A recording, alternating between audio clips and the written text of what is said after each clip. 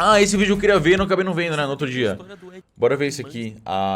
O crime que inspirou o Ed, né, no Stranger Things. Do Stranger Things é baseado em um caso criminal real. Pra quem não conhece, o Ed Manson é uma figura caricata de um jovem roqueiro dos anos 80, fã do Metallica, que é visto como esquisito por todos da escola devido ao seu estilo chocante lá no Stranger Things. Por outro lado, no meio dos tidos como esquisitos, Ed é um verdadeiro mestre liderando um grupo de RPG chamado Hellfire Club, que acolhe os excluídos e os reúne em encontros com jogos e diversões. Bom, no início da trama, Ed é julgado injustamente e perseguido pela cidade toda após alguns assassinatos começarem a acontecer. Mesmo não tendo feito nada, no momento em que relacionam como possível suspeito, a histeria coletiva não hesita em pintar Ed como o culpado pelos casos. Afinal, um cabeludo excêntrico que anda por aí usando uma jaqueta jeans por cima de uma camiseta com desenho de monstros encaixa como o vilão perfeito aos olhos de uma população Que tá que chovendo?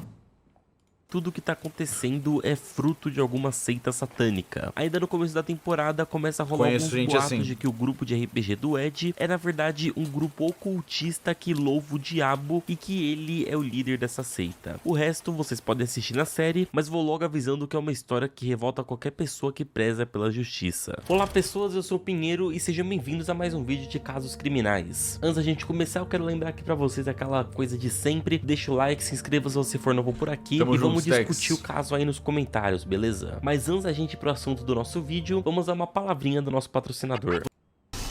Vamos lá. Era mais uma quarta-feira comum em West Memphis, uma pequena cidade no Arkansas, quando no dia 5 de maio de 93, 3 garotos foram dados como desaparecidos. Seus nomes eram Steve Branch, Michael Moore e Christopher Byers. Os três Steve Byers? tinham 8 anos de idade na época, e o pai adotivo de Christopher, o John Byers, foi o primeiro a perceber o sumiço porque as crianças deveriam voltar juntas da escola, mas naquele dia elas nunca chegaram. Como não eram comuns casos de desaparecimentos por lá, a vizinhança logo começou a se engajar no caso, relatando tudo o que sabiam. Alguns disseram ter avistado as crianças voltando juntas por volta das 6h30 daquele mesmo dia. Também ouviram o padrasto de Steve, o Terry Hobbs, gritando em busca dos garotos. O relato do último avistamento apontava que eles haviam passado pela região de Robin Hood Hills. No dia seguinte, as buscas começaram por toda West Memphis, com foco em Robin Hood Hills. Eis que durante a tarde, um dos policiais que ainda realizava as buscas avistou um sapato preto boiando no riacho. Esse riacho levou uma região de drenagem de Robin Hood Hills e um bosque isolado que fica entre o lava-jato Blue Beacon e a estrada 40 que leva até Memphis. Ok. Lá, o policial encontrou os corpos das 3 crianças em um estado assustador. As Porra. crianças estavam sem roupas e amarradas com seus próprios Pô, que cadarços. susto, A maioria caralho.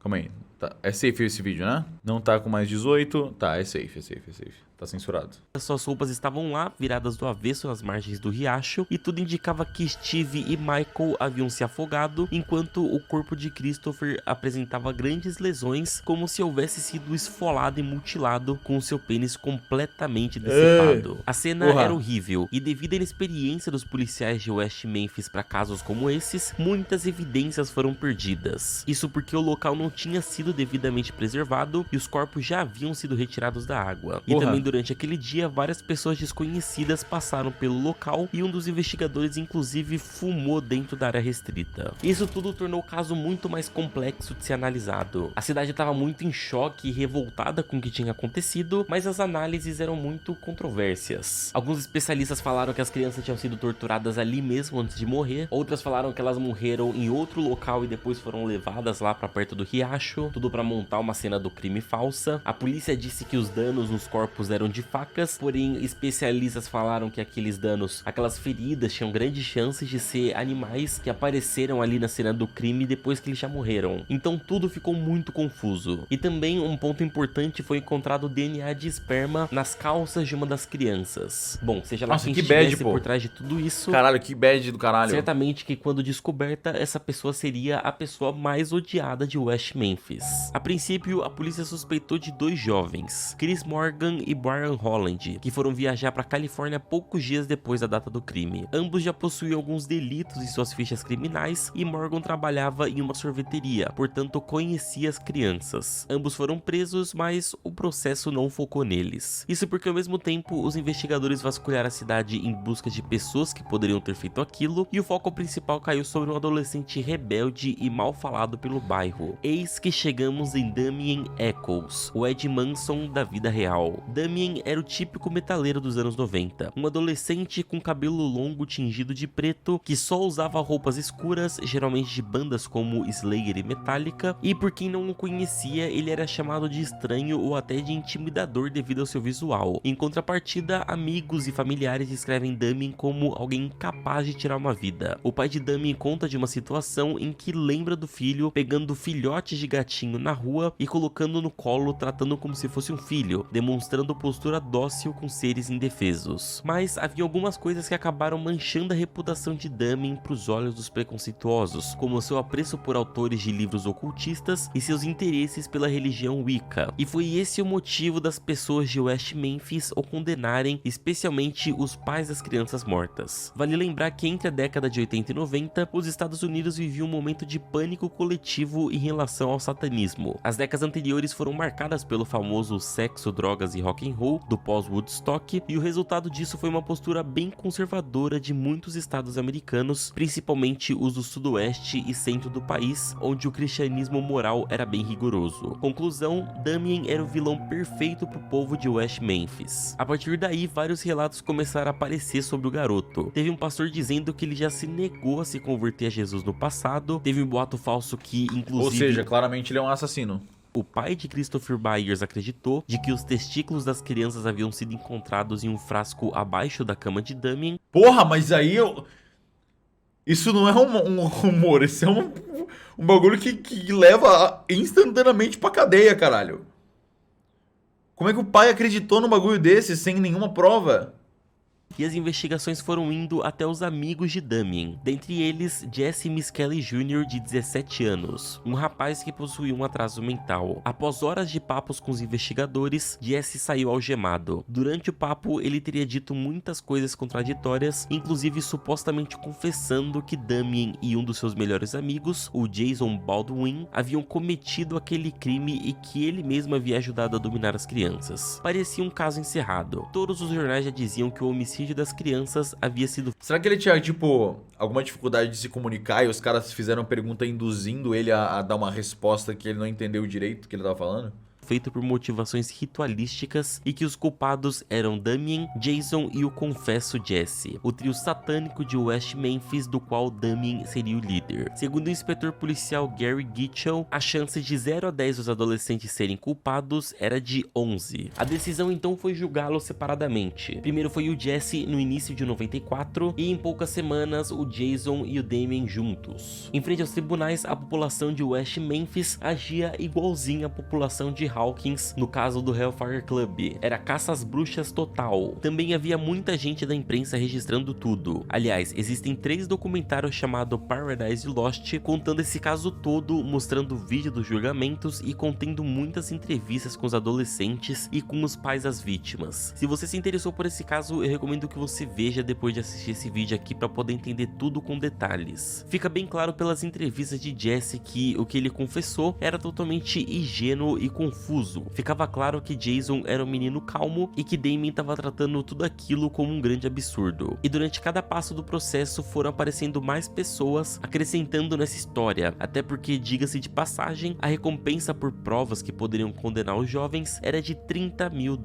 Porra. Uma mulher chamada Vicky Hutchesson chegou a dizer que ela participou de uma reunião de Wicca com o Damien e o Jesse e que na ocasião o Damien estava bêbado e confessou o crime em alto. Pô, mas não faz sentido. Mano, você dá uma recompensa de $30.000 pra alguém que acha uma evidência contra você. Você tá basicamente implorando, tipo, forjem evidências. Se você for bom o suficiente, a gente vai te dar uma grana. Bom tom. Também surgiram relatos que apontavam para outras pessoas, como de uma policial que disse que recebeu uma ligação de um restaurante, na qual o funcionário dizia ter visto um homem sujo de lama e sangue usando o banheiro do estabelecimento no dia do crime, mas ela ignorou aquilo na época. Acontece que, a essa altura do campeonato, o foco não iria mais sair do suposto trio satânico. O pai adotivo de Byers, a criança esfolada, declarou que esperava que os mestres deles os levasse logo pro inferno e que no dia de suas mortes, ele iria louvar a Deus e mijar sobre seus túmulos em todos os dias 5 de maio. Inclusive, esse cara era bem cristão e se declararia tranquilamente como um cidadão de bem. Segundo Damien, a polícia procurou uma solução rápida e eles seriam os candidatos ideais porque eram diferentes. Jason disse: a declaração é falsa. Eles pensam que Damien pertencia a uma seita porque ele usava roupas do Metallica. Eu não estou envolvido em nada disso e sou incapaz de matar alguém. Durante o julgamento, o responsável pela defesa de Jesse, que também era especialista em falsas confissões, sugeriu que os policiais aproveitassem a baixa capacidade cognitiva do jovem para pressioná-lo e apavorá-lo no dia do interrogatório, o induzindo a dizer coisas específicas. E muita gente acredita que isso realmente aconteceu, já que todo o detalhe sobre a história que saiu da boca do Jesse era inconsistente e não se encaixava com as outras provas. Bom, no final foi decretada a prisão perpétua para Jesse com um adicional de 40 anos por ter confessado um homicídio que, ao que tudo indica hoje, ele nunca cometeu. Para os habitantes de West Memphis, um já havia ido, agora faltavam 2. O julgamento de Damien e Jason focou bastante na parte deles serem uma seita satânica. Damien disse que tudo que ele sabia sobre o assassinato era o que tinha visto na TV e nas notícias. No documentário é visto que Damien estava esperando um filho com a sua namorada na época, que nasceu justo quando ele foi condenado. Ele teve a oportunidade de abraçar a criança e isso tá gravado. A cena é muito forte porque, ao final do julgamento, Jason foi condenado à prisão perpétua e Damien à pena de morte. Ainda no documentário é mostrado o embate de dramas entre as famílias das vítimas que queriam vingar as crianças e a família dos falsos acusados, que nessa altura do campeonato estavam desesperados. Análises futuras sugeriram que algumas marcas nos corpos das crianças poderiam ser mordidas, mas a arcada dentária não coincidia com nenhum dos adolescentes. O documentário também mostrou que, no final do julgamento, o Sr. Byers, o tal cidadão de bem, chegou a dar uma faca para a imprensa que continha um pouco de sangue. A HBO resgatou a arma e levou para análise dos peritos, que descobriram que o sangue era do próprio Byers. No futuro, ele declarou que deve ter usado a faca para fazer caça em algum momento. Um especialista analisou as fotos das crianças mortas e percebeu que haviam marcas de fivela na pele da criança Byers, sugerindo que ela havia apanhado em casa horas antes do desaparecimento. E lembra daquela mulher que disse ter ido em uma reunião de Wicca com Damien e com Jesse, onde Damien teria confessado o crime? Agora ela veio revelar que inventou tudo aquilo na época por causa da recompensa em dinheiro e porque foi coagida por... Que surpresa! Por policiais a cooperar para que não investigassem ela e a seu filho. Ela também disse que no dia em que visitou a delegacia, viu policiais fazendo piada com os 3 adolescentes e usando suas fotos como alvo de dardos. O tempo passou e os 3 jovens foram mantidos presos, com os dias contados para, dali a alguns anos, Damien ser executado. Vários artistas, em especial os músicos de rock, acreditavam que os rapazes eram inocentes. Achei que ia ter um final feliz, caralho, que bosta. Quer dizer... Não tem como ter um final feliz considerando toda a situação que aconteceu, mas tipo, achei que eles iam eventualmente ser provados inocentes. E pressionar a justiça para absolvê-los. Em 2007, Damien quis um novo julgamento porque já viu avanços tecnológicos que poderiam coletar amostras de DNA que demonstrasse que ele era inocente. E é claro que o DNA foi coletado e quando foi testado em laboratório, indicou que nem Damien, nem Jason e nem Jesse eram os culpados. O chocante foi que nos cadarços usados para amarrar as crianças, foi encontrado o cabelo de Terry Hobbs, o padrasto do pequeno Steve, que inclusive já tinha sua ficha manchada por assédios sexuais. Também foi encontrado o DNA de um amigo do Terry que guardava facas na casa dele. Nesse ponto, a opinião pública já tinha se invertido. A maioria agora acreditava na inocência dos adolescentes, já que haveriam provas mais consistentes apontando para várias pessoas além deles. O próprio pai da criança Byers disse que agora achava que o trio era inocente. Depois disso, a partir de 2010, as condenações do trio foram revisitadas e as as novas narrativas foram consideradas. Em agosto de 2011, os três decidiram ceder a uma estratégia na legislação que consistia em confessar que era culpado só para trocar o resto das suas penas por serviços comunitários. Fazer esse acordo era a única forma de Damien não ser executado e para isso todos precisavam concordar. A cena presente na terceira parte do documentário é emocionante. Jason, o mais resistente ao acordo, disse que passou 1/3 da sua vida preso, mas que agora continuaria sendo judicialmente culpado se isso significasse liberdade condicional para todos, e que por consequência que Damien não seria injustamente morto devido ao prazo da primeira condenação. Que Os antigos bizarrice, amigos da mano. adolescência se abraçaram no momento dessa decisão e enfim foram liberados. Caralho. Jesse, que possuía Pelo menos eles estão livres, né? Entre aspas, semi-livres. mental, se casou com a sua antiga namorada da adolescência, a qual nunca abriu mão dele, e ele também ingressou numa faculdade para poder virar mecânico. Jason, Pô, mano, eles perderam uma puta parte da vida deles por causa dessa merda, mano. Que bizarro. que só aceitou assumir a culpa do crime que não cometeu para poupar seu amigo, agora sonhava em virar advogado especializado em defender pessoas que forem justamente condenadas. Damien, que era mantido em uma prisão de segurança máxima, arrumou um romance à distância. A moça havia assistido os documentários e disse em carta que partiu o coração dela saber que havia tanta coisa errada e que ele estava passando a vida naquela situação. Ainda em carta, ela assumiu fazer o que estivesse ao seu alcance para fazer da vida de Damien um pouco mais suportável. Eles se casaram dentro da cadeia e a cerimônia foi a primeira vez que se encontraram pessoalmente. Ela nunca desistiu dele e após sua libertação, tudo indica que eles passaram a viver juntos em Nova York, onde moram atualmente. Hoje, Damien é artista e tem perfis bem ativos na internet, mantendo a mesma personalidade de Ed Manson que tinha em 1993. Você quer se tornar um programador? Ah, teve um final feliz, caralho. Que bom. Feliz na medida do possível, né? Achei que... Nossa, ele no meio ele falou, deu a entender que o cara tinha morrido. Eu fiquei, porra... Deu, né? Conseguiram recuperar a vida deles de volta, pelo menos. Mas, porra, que tristeza. Que zoadíssimo. Triste.